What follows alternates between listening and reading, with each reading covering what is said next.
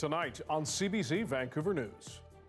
The primary goal of these road checks is to educate and deter people from traveling for non-essential reasons. Get ready for RCMP checkpoints on major highways to try to stop the spread of COVID-19. There is no civilian oversight of how these checks will be conducted. The process and the concerns. Also, be uprooted and shuffled along from place to place has been very abrasive. We're dismayed that it took a year. Packing up. Moving day for hundreds of people at Strathcona Park. And did you do anything in response to comments that were made by Inspector Baxter? No, I did not. BC's former Solicitor General gives conflicting testimony at the money laundering inquiry. What he said a decade ago and now. This is CBC Vancouver News.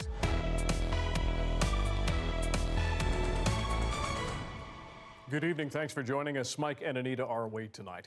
If you were thinking to try to hit the open road during this pandemic, be prepared to chat with Mounties. RCMP in BC have now been mobilized to set up checkpoints as part of the travel ban within our province.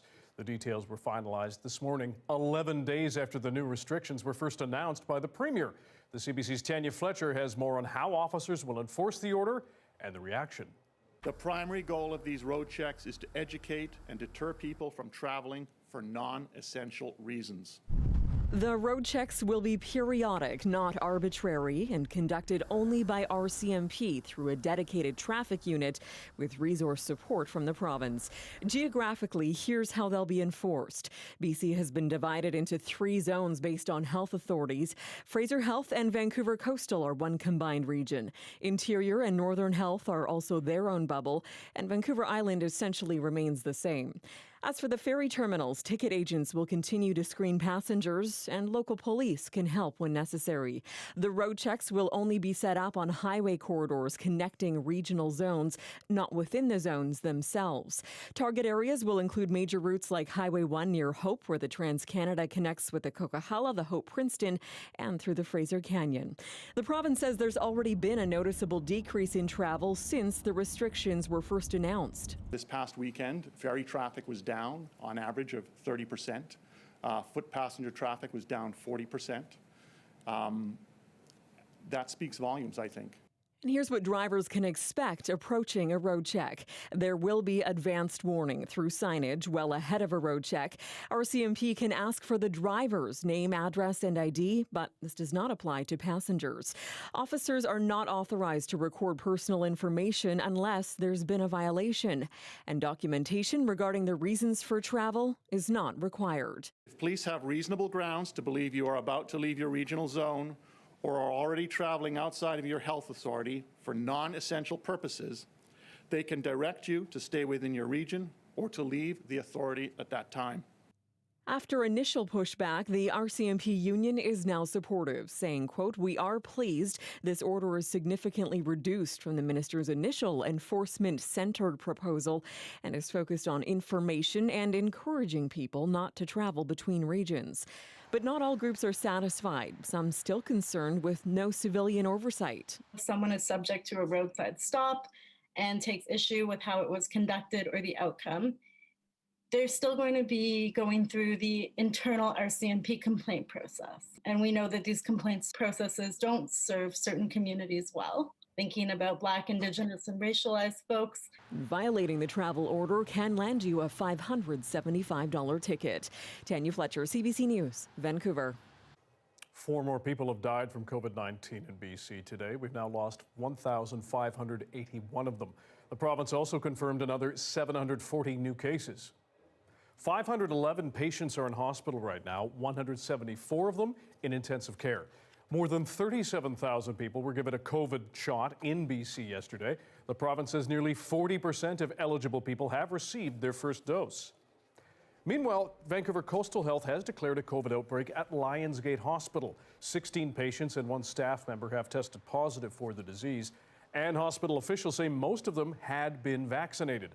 The outbreak is on the 4th floor, affecting 2 medical wards. They're now closed to new admissions and transfers, and all non-essential visits have been halted. Coastal Health says patients and staff are being monitored and they will step up cleaning. The hospital is still open to anyone who needs emergency care.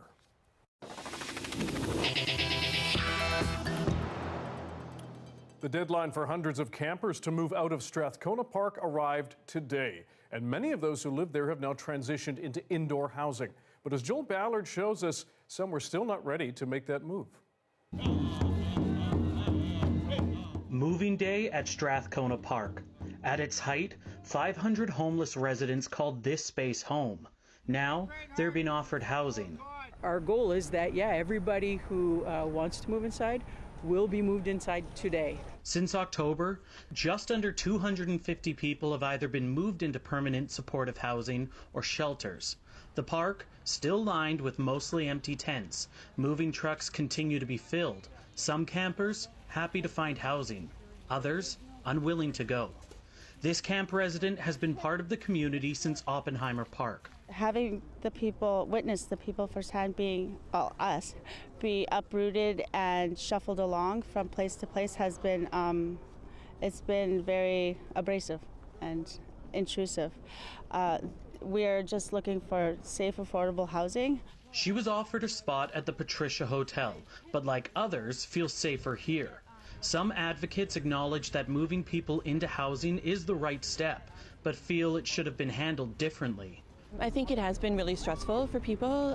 It's been a real rush, and there's been challenges with the way that communication has taken place and the way that this whole process is rolled out. Residents and camp leaders feel they were left out of discussions around their own futures. And she says it's only a Band-Aid for a much larger issue. Of course, the homelessness issue is not going to be addressed by housing 200 highly visible people who've been at the forefront of media attention. It's going to continue until there's enough housing for everyone. For those who live near the park, a sense of relief. We're dismayed that it took a year. It's been a really tough year for everyone in our neighborhood, but we are encouraged by what we're seeing. And we're also encouraged to see that a lot of people here are getting into housing. But what's to keep another encampment from popping up? The park board believes they've taken proactive steps this time around. We've put in a park control bylaw. That wasn't in place last time. I have delegated authority. That wasn't in place before. So all of the things are in place in order to do our best to stop the entrenchment of an encampment going forward. But when it comes to homelessness, she says it's a bigger issue than what Parks and Recreation can handle. One that needs to stay at the forefront of the conversation. Joel Ballard, CBC News, Vancouver. Ahead of summer, recreation groups are now calling for BC Parks to cancel the controversial day pass reservation system it used last year. As Eva Yuguen-Senj tells us, outdoor advocates say the system led to hikers heading to remote areas, sparking a spike in rescue calls.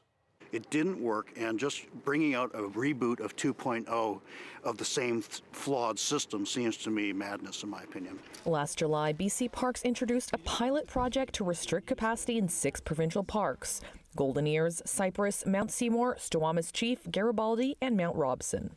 Each day, a limited number of free day-use passes was released. We saw a surge in SAR calls, and a lot of people in areas that they were not equipped to be in or sufficiently trained because they have been displaced by the parks pass system. Multiple recreation groups want BC Parks to scrap the day pass system. We think it is extremely concerning, the prospect of limiting access to our provincial parks, especially in the situation we're in now, where we're facing this pandemic, where one of the things that people have been advised to do is to get outside for the sake of their physical and mental health. BC Parks says the number of visitors to parks has been growing for years, and more demand means crowded parking lots and trails. It says limiting capacity helps preserve the environment, but critics say the 6 parks with day passes can handle the volume. These trails are built to handle larger numbers and are more beginner friendly. So now we're displacing those people to trails that don't have boardwalks, don't have great trail beds, and it's trashing the environment. For example, the number of visitors to Water Sprite Lake, a trail near the Chief in Squamish, doubled to 20,000 last year. Rec groups say the solution is to build more trails, not limit access. Who it impacts the most are people who are low income, who are, say, minorities, who are new immigrants, who are just trying to start out. They can only afford a little bit in gear. Maybe they can only use public transportation. BC Parks is asking for feedback on day passes in an online survey before making a final decision on bringing them back this summer. Eva Uguen-Sanj, CBC News, Vancouver. Vancouver's mayor says one of BC's biggest and best-known tourist attractions is at risk of folding unless it gets $8 million in emergency funding. The city is urging the province to bail out the PNE or risk losing it forever. Kennedy Stewart says the amusement park's future is at stake because of unprecedented losses from the pandemic. Everybody loves the PNE. I mean, it was my wife's first job, so many people's first jobs. We go every year. It's such a gathering place for folks. And now we're really asking for this one-time lifeline to keep this in place for future generations. The province has said it would have more to say about protecting what it calls anchor tourist attractions throughout BC in the coming days. BC is setting up a new hotline for people to report racist incidents. The hotline will direct callers to support services and referrals, and it intends to act as a safe venue for racialized people to have their experiences validated. It will not be run by police. Hotline data will be collected to better plan future anti-racism projects. Organizers say consultations are underway with Indigenous and racialized groups about the race-based information collection, and they plan to engage the public more broadly this summer. New data out of Surrey shows a significant drop in crime rates in the first 3 months of this year. Surrey RCMP says robberies were down 41% and property-related crimes dropped by 28%. The RCMP data also show sexual assaults dropped 19%. Overall, Surrey saw criminal code violations drop by 11% compared to the same time last year. Compelling testimony today at the inquiry into BC's money laundering problem. Former Cabinet Minister Kash Heed was asked about secret recordings from 2018 in which he says senior Mounties were, quote, puppets for former gaming minister Rich Coleman. I'm a private citizen, sharing something with I would say a friend, not knowing that he has ulterior motives to tape what we're actually talking about. So again, I got to stress, Mr. Martland, those were just strictly personal opinions. He told the Cullen Commission he did not know former RCMP officer Fred Pinnock was recording him when he shared his views, which he says were informed by local media. During their chat, Heed also suggested Coleman knew about money laundering and was part of a system that had failed to stop it. Meanwhile, BC's former Solicitor General testified this week at the money laundering inquiry and gave conflicting testimony about news reports of dirty money pouring into casinos under his watch. In 2011, Rich Coleman dismissed the warnings of irregular activities. But as Belle Puri of our CBC Impact team shows us, at the inquiry, Coleman said he was concerned by the revelations. Fortunes were easily won or lost. Gaming was booming in BC amid serious allegations about illegal activity in its casinos. In January 2011, a CBC investigation exposed an avalanche of suspicious transactions. $8 million in 3 months had swept through New Westminster's Starlight and Richmond's River Rock casinos. The spike in irregular activity was confirmed by then head of the RCMP's Proceeds of Crime unit. Barry Baxter said it appeared casinos had been targeted by organized crime in a sophisticated money laundering scheme. We're suspicious that it's dirty money, and anybody, the common person would say, this stinks. There's no doubt about it. This week at BC's inquiry into money laundering, the man who was Solicitor General in 2011 was asked about the report.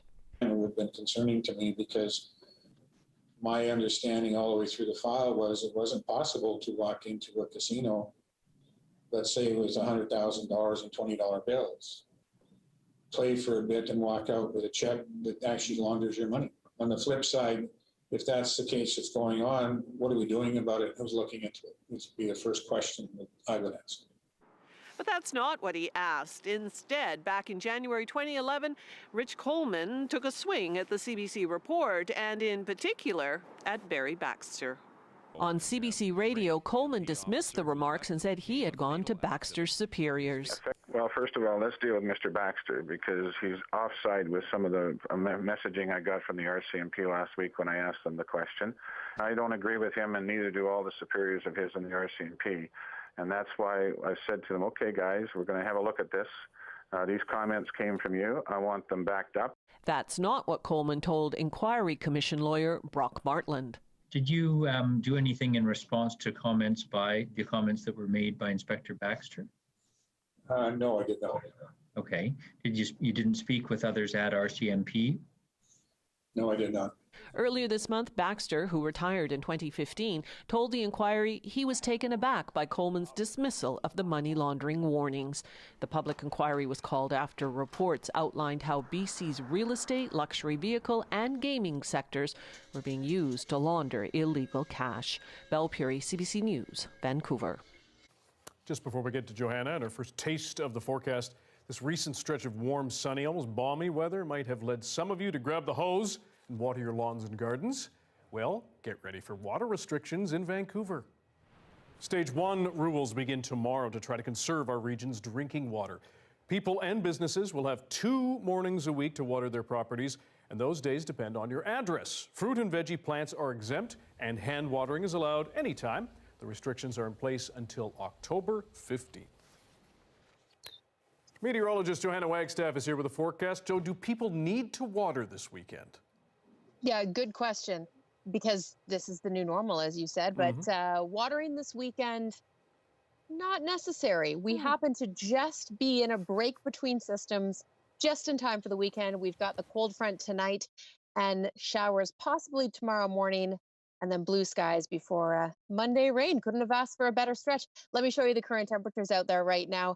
16 at YVR, 17 at Abbotsford, 17 out towards Victoria. So fairly seasonal afternoon across the south coast. Here's a look at the radar right now. We're starting to see clearing behind that front, still dealing with a zonal flow, which is what may bring us to showers through tomorrow morning. I just want to take you out, though, bigger picture, as that cold front moves across the interior, bringing some active weather. In fact, I was just talking to our friend, meteorologist Brett Soderholm up in Prince George, who sent me a great on-the-ground report. Hail, thunder, lightning, you can see those cells tracking west to east. So a fairly stormy day across central BC. He says hello to everyone, by the way. Taking you through the next 48 hours. And yes, just watching for a stray shower through to Saturday afternoon. And then after that, sunshine is all she wrote for the weekend. Fairly seasonal temperatures. I think we'll get more sun on Sunday than Saturday. I'll break down the return to the rain. And we've got an interesting forecast for next week. Those details coming up, Dan. Sounds good. Thank you, Joe. Now, as we inch closer to those warmer months, parents may be wondering if it's safe to send their kids to summer camp. As Deanna Sumanak-Johnson reports, many worry if they don't, their kids will miss out on learning important skills. Gaëtane Vernat is a big city professional, but a camp kid at heart, a love she passed on to her teenage daughters. I always felt that camp was a really great place to work, to learn to work as a team, to meet new people, to be away from your parents. So learning that their family's camp of choice in Quebec will not operate this summer has been rough. My 15-year-old, her mood has changed because she was really looking forward to reconnecting with her friends. Last spring, in BC, both of Lisa Cadane's children reaped the benefits of camp, but her son, who has autism, especially so. We just felt like he had grown in independence and he tried a lot of new things. But this year, like last, his overnight Easter Seals camp has been turned into a day camp. The immersive experience is super important, and day camps are great, but it's just not the same experience. While some camps have made their own decision to cancel or change summer plans, others are awaiting provincial guidance. Jack Goodman has been working on a safety protocol list he hopes will satisfy the Ontario government. Among his recommendations, we'll keep cohorts separated by the required distances. And if they can't distance appropriately, they'll wear masks. We'll eat more outside. We won't yell and scream and cheer in the dining rooms, but we'll do it outside. This epidemiologist would also like to see some additional measures to prevent the spread of the virus. We can use rapid testing, especially on the adults in camps, to make sure they are not transmitting. But the single best way to keep camps open is the single best way to keep schools open, and that is keep it out of the community. As the community vaccination rates rise as the summer approaches, there is hope. The problem is decisions about camps need to be made now to give them enough time to set up safety measures. A tough call for any government to make in the still dark days of the third wave. Deanna Sumanak-Johnson, CBC News, Toronto. Just a reminder, you can watch this newscast live on our app, CBC Gem. It's free, and you can also find other CBC programs there. CBC Vancouver is also on Facebook, YouTube, and Instagram. Alberta is now Canada's COVID hotspot, registering the most cases per capita. Now it's weighing the idea of curfews amid the medical toll. We'll take you there next.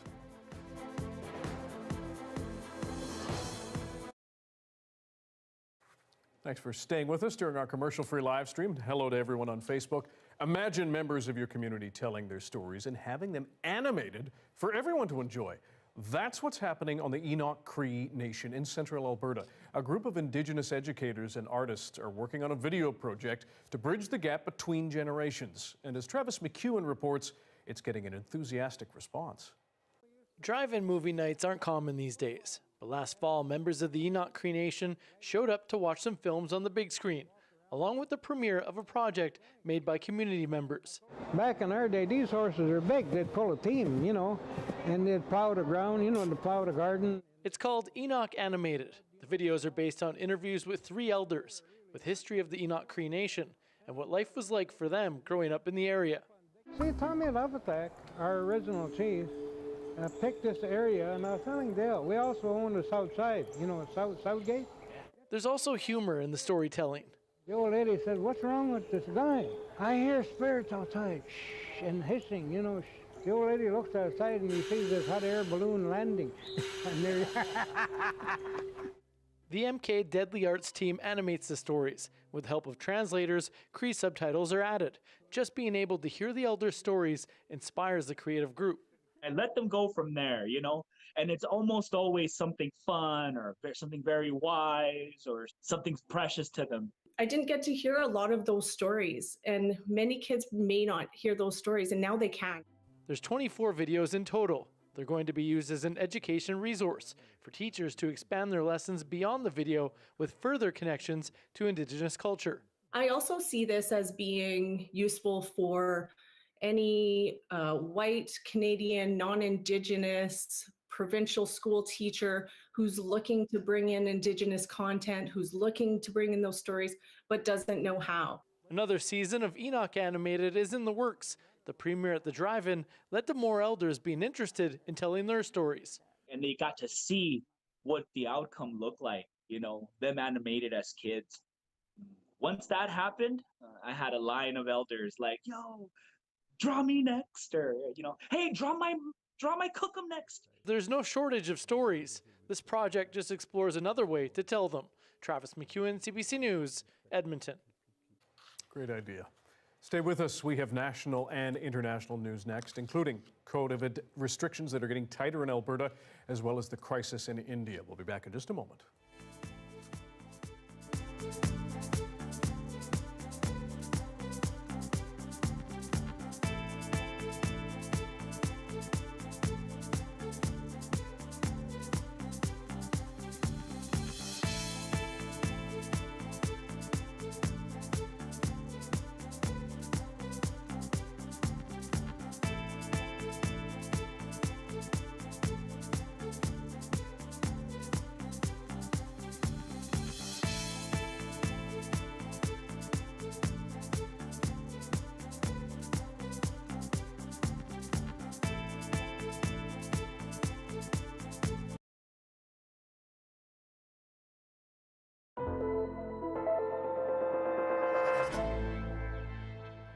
Alberta's COVID hotspots show no signs of cooling down. The province now has the highest new daily cases per capita. And Premier Jason Kenney just announced targeted new restrictions. And as Aaron Collins reports, though, the province is betting a lockdown will not be necessary. The sun was out right across Alberta today. Perfect patio weather, even with more than 21,000 active cases of COVID-19 in the province.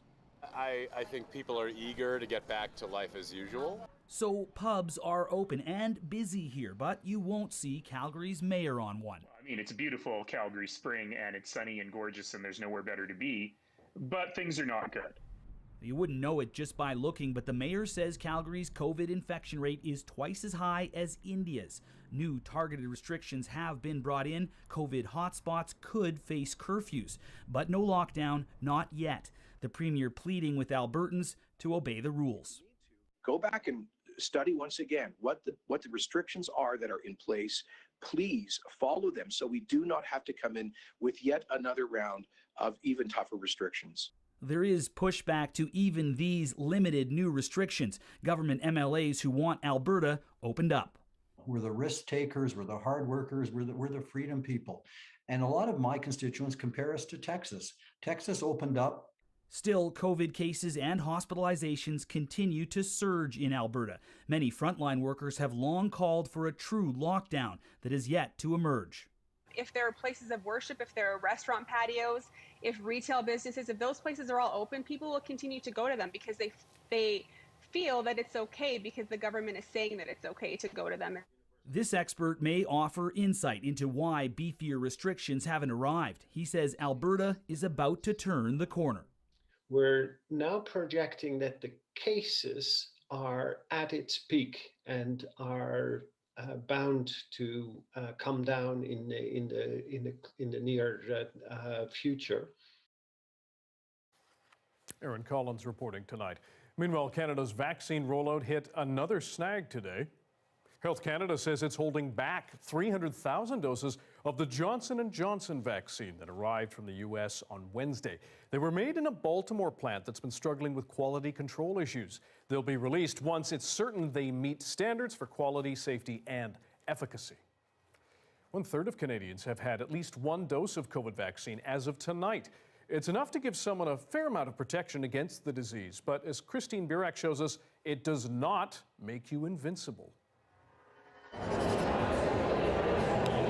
Without a doubt, vaccines are slowing down infections, but some Canadians who've received a single shot will show up in hospitals with COVID-19. We do anticipate that there will be cases occurring just because of the fact that the vaccine effectiveness is not 100%. Not 100%, especially against certain variants. But a large study examining healthcare workers in the UK found that after 2 weeks, one dose of Pfizer was 70% effective in lowering the risk of infection, even when variants were rampant. A Public Health England study also found a single dose of Pfizer or AstraZeneca can cut the risk of passing the virus on to others in your household by up to 50%. Even if it's one dose, you are protected and you're protecting your community. But not for everyone. I feel more vulnerable all the time. Alan Silverman has a rare type of blood cancer. He had his first shot 5 weeks ago. I know my potential for building immunities to this goes down with every day. That first dose offers our body genetic instructions to build those tiny spikes on the outside of the virus. They show our immune system a piece of the enemy so that it can build defenses to protect us. The second dose is very important for activating what is called the memory response, immune response, and the long-term protection. A longer delay between doses often builds better defenses, but not for people with weak immune systems. As a vaccinologist, I would not expect and not recommend somebody to wait too long if they are immunocompromised. Giving more Canadians first doses does appear to be paying off. Still, health officials insist not enough people are vaccinated yet. Their advice, keep your distance, mask up, and get your second shot as soon as it's offered. Christine Burritt, CBC News, Toronto. Another round of international aid arrived in India today as that country grapples with the world's worst COVID crisis.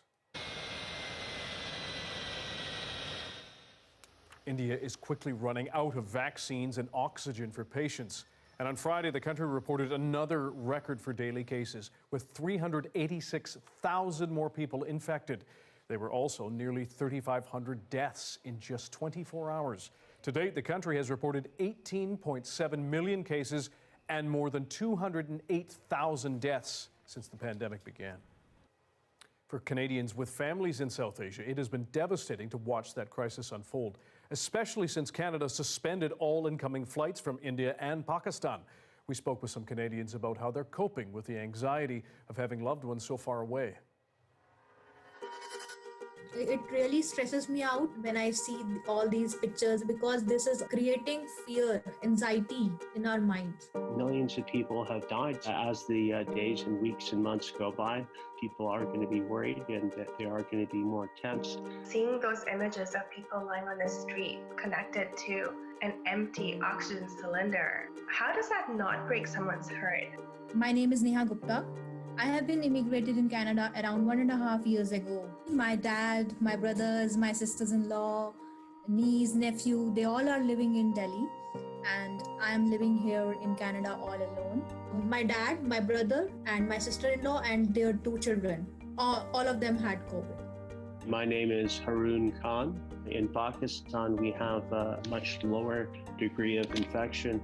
Having said that, we have personally lost family. We've lost some of our uncles, our aunts, even some of our nephews and nieces to the coronavirus. So it is a real human toll that has been taken. My name is Sabina Vorher-Miller. I am a first-generation Canadian. I moved to Canada, in fact, 20 years ago. My only family that exists here in Canada is my brother. Our entire family is basically in India. We're calling family and friends on a daily basis, seeing how everyone is doing. And then there's that fear when someone doesn't, answer your calls or respond to text messages and are they okay? Is everything all right? And it causes so much anxiety, and I constantly feel like my heart is in my mouth the entire day. When my dad got it, my brother contacted the doctor to get the immediate medications. There comes a day when oxygen level goes down, and it happened with my father and with my sister-in-law also.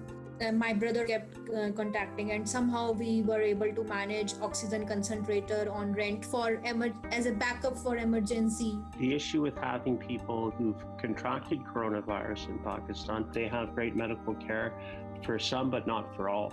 And so there is difficulty and there is fear. But the images coming out of India are extremely heartrending. It brings tears to the eye. We're all brothers and sisters here. I think that the most challenging part for South Asians that live in Canada right now is that we are fighting 2 pandemics. We're fighting one pandemic that is occurring right here and also in India. And it's hard because I feel so privileged because I'm here in Canada and there are millions out there who just don't have that access. And so I feel this immense guilt because somehow I got lucky. I was feeling like I'm caught in some jail where I can't even help my family. I am healthy and I can do everything for them, but I was feeling so helpless. Mosques and community organizations have all joined hands. People are donating directly to various relief organizations that are on the ground in Pakistan and in India, where this is the flashpoint and people are in desperate need. My entire family is in fact in Delhi. And my father comes to visit when he can. And as luck would have it, he was here visiting before the pandemic started and has been stuck here since then. And it's just such a relief for me to have my dad here with us, safe in our house. And I feel for everyone whose families are still elsewhere, so far away. I just keep saying to my mind that the only thing which at this moment I can do for my family is prayers. Only prayers and have faith in God. That's it. Pakistan's motto is unity, faith, and discipline, and we're going to have to live it. We'll get through it. Gay in a country where being so is very dangerous. How a Ugandan man made his way to Canada thanks to the kindness of BC strangers. Coming up.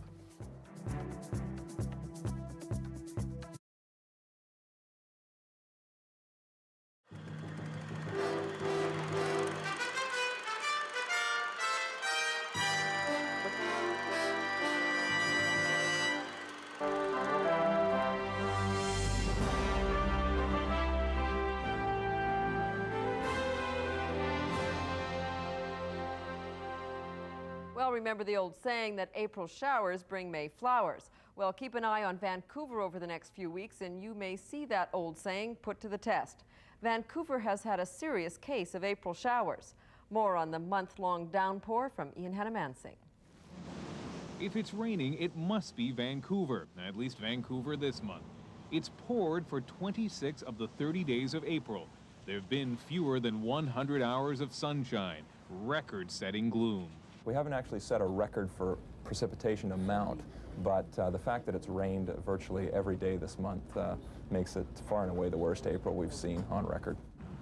The rain drove people away from places that are usually bustling here in the spring, though there were some who tried to play through. For others, the almost relentless rain was no joke. Christina Houston is one seasoned Vancouver resident who found this bleak month demoralizing. You get really tired, you get lazy, and you wait for it to stop to rain. And then after maybe 5 or 6 days, you realize it's not going to stop. For tourists, this has not been the Vancouver touted in brochures. Most days, there's been no hint of the mountains that allegedly sit across the harbor. I know the mountains, and I like to see them, but no. It's not nice that I don't see them right now. There were few silver linings in this month of clouds. Even though reservoir lakes are spilling over now, the city will soon impose limits on when and for how long people can water their lawns. So we don't have a water shortage. What we have is a storage shortage problem. And so a lot of the rain that falls in the wintertime, we have no way of storing it because of the limited storage facilities we have in the mountains. There was a rare treat on this final day of a dreary month, a few hours of sunshine. Incidentally, the forecast for tomorrow, May 1st, rain. Ian Hannamansing, CBC News, Vancouver. Get out those umbrellas, yes. They've got so much.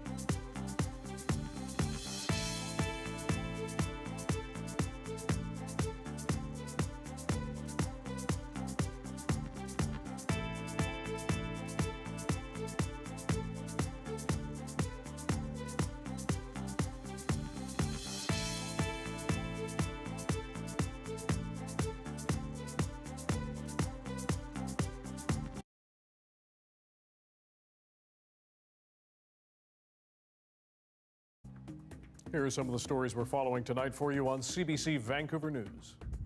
If police have reasonable grounds to believe you are about to leave your regional zone or are already traveling outside of your health authority for non-essential purposes, they can direct you to stay within your region or to leave the authority at that time. We now know more about the new travel rules coming to BC to try to stop the spread of COVID-19. Mounties will be able to set up road checks and checkpoints on highway routes that connect different regions, like Highway 1 near Hope. Critics are concerned there will not be any civilian oversight. The homelessness issue is not going to be addressed by housing 200 highly visible people who've been at the forefront of media attention. It's going to continue until there's enough housing for everyone.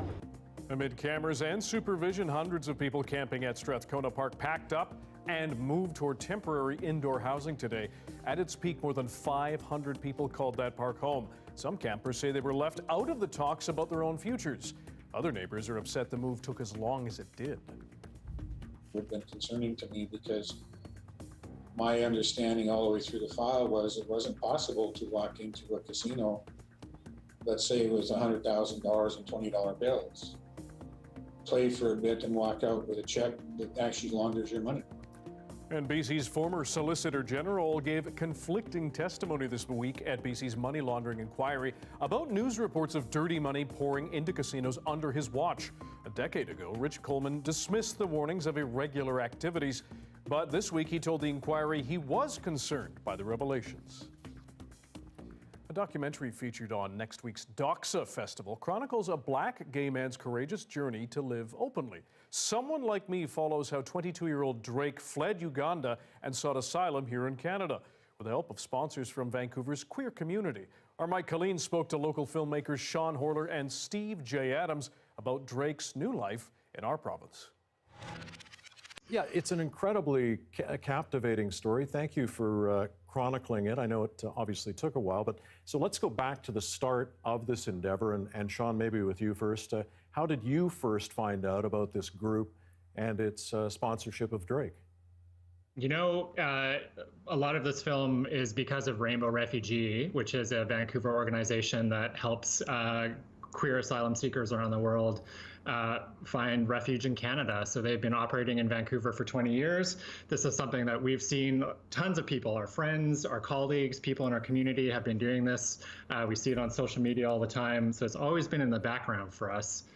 And then in 2015, yeah, it was just the time we were looking for a queer story to kind of just tell what was happening in the queer community right now. Or at that time, sorry. And at that time, there's anti-immigration, there's a lot of anti-refugee rhetoric that's being spread around. Trump's coming to power. So it's just a time where there's a lot of that in the air. And then on the other side, you have these people who are coming together, queer strangers, to support people overseas that are in need of help. And we just thought it was a really interesting story. And because of that, I assume you had to be on your best behavior as you've got that access and you're chronicling this. And I understand the year of sponsorship, wasn't easy. What did it show you about the complications and commitment needed to take on this kind of a project? That's a good question. I mean, I think we had a lot of ideas going into this. For starters, I mean, the people who sponsored Drake, they were 12 strangers. I mean, sometimes these groups are all friends, sometimes they're complete strangers. And you can imagine what it's like to work with a group. I mean, we've all done group work before, and 12 people, at least for me, I'm not going to get along with everybody, which probably says something about me. But in this case, I mean, it's really emotional work. Everyone had their own expectations of what was going to happen when Drake arrived. And we don't want to give any spoilers away for people watching, but something happened that no one anticipated. We didn't anticipate in all our years of planning, and it changed everything. And I mean, this is a film with a lot of twists and turns and surprises. And also after that incident that we're referring to, the pandemic hits. So I mean, it's like full of twists. Yep. And you can catch more of Mike's conversations with the directors of Someone Like Me on Our Vancouver tomorrow at 9 a.m. and Sunday at 11 right here on CBC Television. Could one of the secrets to cooling our planet be as simple as a coat of paint? Johanna has more on how much it could cut our energy costs next. And at 6:41, a live look at Victoria Harbour. The rain has come and gone. So what do we get this weekend? Johanna has your BC-wide forecast after this.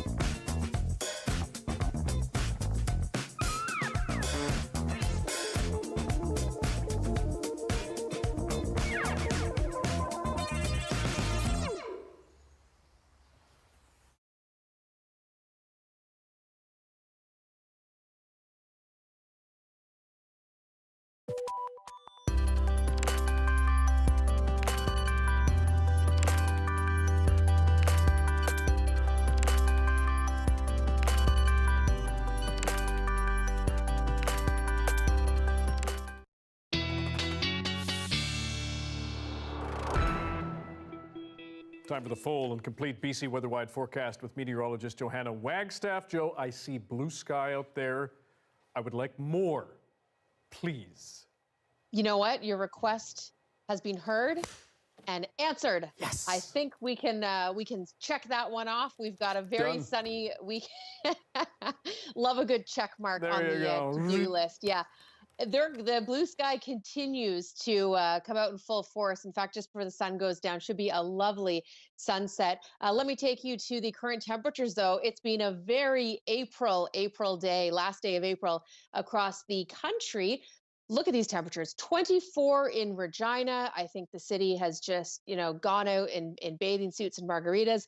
Meanwhile, in Ottawa, it snowed today, a couple centimeters of fresh snow in through the valley. Montreal seeing that tonight. Rain continues for Atlantic Canada. It has been a wet week for them. So a seasonal 16 with clearing skies on the west coast doesn't sound too bad. Taking you through the long range, as I mentioned earlier, we've got this westerly flow behind the front for Saturday. Just pausing you Saturday night, you can see on the snapshot just sort of scattered pockets of green in the forecast model, just little pockets of pop-up showers. So nothing to write home about, but we may end up seeing a stray shower tomorrow morning in through Metro Vancouver before this high pressure system wins it over for Sunday. So blue skies for most of the province through most of Sunday. It's a fast moving upper atmosphere though, because low pressure system will move back in for Monday. So we do get the rain. So you can enjoy the weekend guilt-free almost, knowing that there's some good rain coming around the corner. A quick look at the province for tomorrow. As I mentioned earlier, some good thunderstorms rolling west to east through Prince George. Heads up if you're in the Peace or down through Williams Lake. These storms are continuing to track towards the border. 17 in through Cranbrook tomorrow. 16 for Kelowna. Look for morning showers, but I think everyone will see some sunshine in the afternoon and a much sunnier Sunday, as I mentioned, for everyone. Temperatures will be back down to seasonal behind that cold front, and that's why we're at a seasonal 15 for Saturday and Sunday, a bluebird day on Sunday. There's the rain, Dan, on Monday. With temperatures coming down a little bit, that low pressure system will come with a cold front. Nice rebound for Tuesday and taste of summer by the time we hit mid next week. Not bad. What did you say? Bathing suits and margaritas? It just came to me. That's what I would want to do in 24. And snow, just popped up, eh? Okay, well, it is Friday. Thank goodness. All right, over to news now of a sciencey nature. Engineers at an American university have created the whitest paint ever and the coolest. We mean that literally. Researchers say coating buildings in this paint may one day cool them off enough to reduce the need for air conditioning. That's right. I took a look at how this paint could actually curb global warming. Take a look. Turns out a new coat of white paint may do more than just freshen up your home. It may also help keep it cool. Researchers at Purdue University have developed a new ultra-white paint that reflects 98.1% of sunlight and can keep surfaces up to 11 degrees cooler than their ambient surroundings. Researchers say it's the coolest white on record and provides an average cooling power of 113 watts per square meter. So if you were to paint the roof of a 1,000 square foot home, that would be more powerful than the residential central air conditioner. Okay, so how did they do it? Well, heat-rejecting white paints on the market now are typically made with titanium dioxide, which reflects certain wavelengths of sunlight, but it absorbs the sun's UV rays, causing the surface to still heat up. To try and improve on those stats, this team took 7 years to test more than 100 different materials, eventually narrowing down their selection to barium sulfate, a known UV-reflecting compound that was already being used in a variety of applications, including cosmetics. Once they realized barium sulfate was the best of the best, they upped the ante by using a high concentration of the barium sulfate particles, 60% compared to the typical 10% in current paints. And they incorporated a variety of size of those particles. That way, each particle size can scatter and reflect different wavelengths and altogether reflect the entire spectrum of wavelengths in sunlight. The potential benefits of this ultra-white paint are twofold. By keeping surfaces cool and reducing the use of air cons, which are typically powered by electricity, the paint may help decrease the burning of fossil fuels. What's more, air cons typically work by removing heat from indoor spaces by pushing it outdoors, and that contributes to the urban heat island effect, a phenomenon that occurs when cities become hotter than their surrounding areas, thus requiring even more air conditioning. The ultra-white paint, on the other hand, uses radiation to transfer heat, sending out electromagnetic waves that can pass through the atmosphere and directly into deep space. Using statistical modeling, the researchers estimated that their ultra-white paint could reduce air conditioner use by up to 70% in hot cities. The researchers have applied for a patent. They're working towards making the paint available to customers as soon as next year. All of this might mean it's worthwhile figuring out how to keep that white paint clean.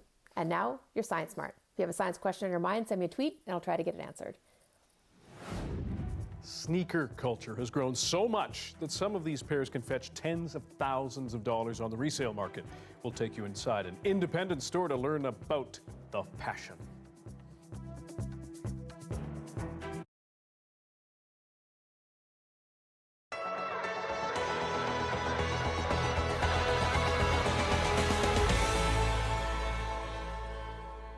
No time to do groceries? Want groceries from multiple stores? If you're a local grocery store, definitely you've been thinking about local grocery delivery. You must have been thinking about taking your products online. Barry Vopnu moved to Regina from Nigeria to attend university. He says it was really hard at the time to buy his favorite food items at local stores because they weren't available or he had to take several buses to get them. Now, he's a tech entrepreneur, so he decided to create a delivery service that includes specialty markets and shops from a variety of backgrounds. I've always been passionate about tech.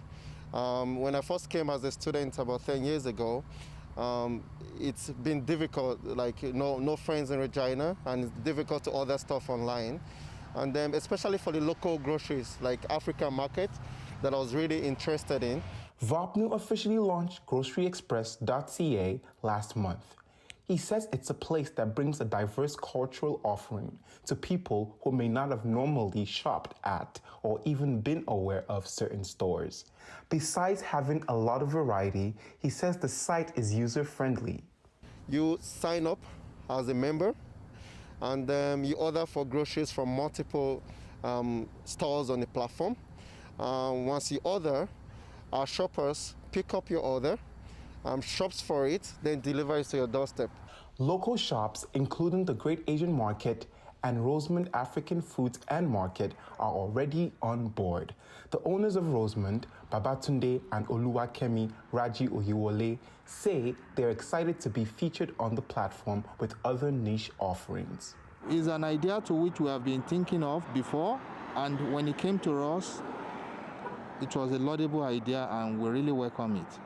And it's an advantage to all our customers and also advantage to us as the owner of a store.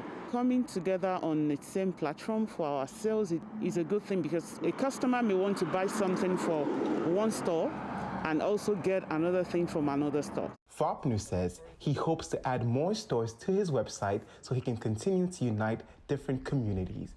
He also says he wants to give Saskatchewan residents a way to experience new cultural options from the comfort of their own homes. Adeoluwa Atayero, CBC News, Regina.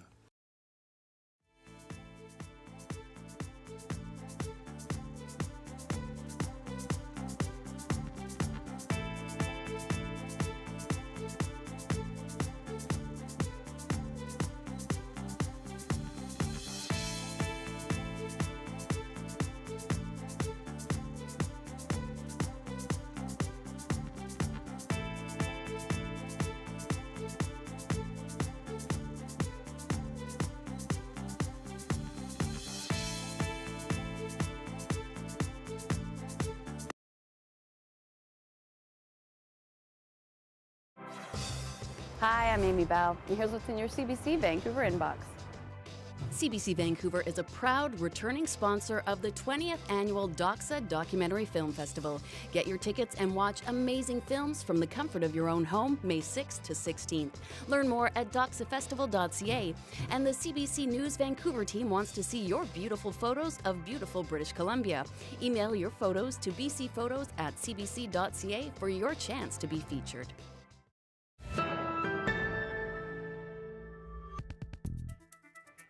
Well, to you, sneakers might just be something to wear on a walk or to the gym, but to a rapidly growing group of people, they're also an art form, something to collect and a way to make some serious money. Indeed, but what's behind this passion, you may ask, and how is it that some pairs regularly sell for thousands of dollars? CBC videographer Jason Empson went to find out.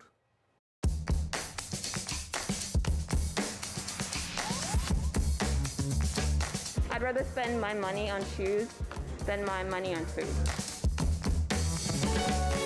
To me, a sneakerhead is a person that just has passion for sneakers and collecting them and enjoying them. I consider myself a sneakerhead. The trends of shoes has always been around, and now it's just on a different level.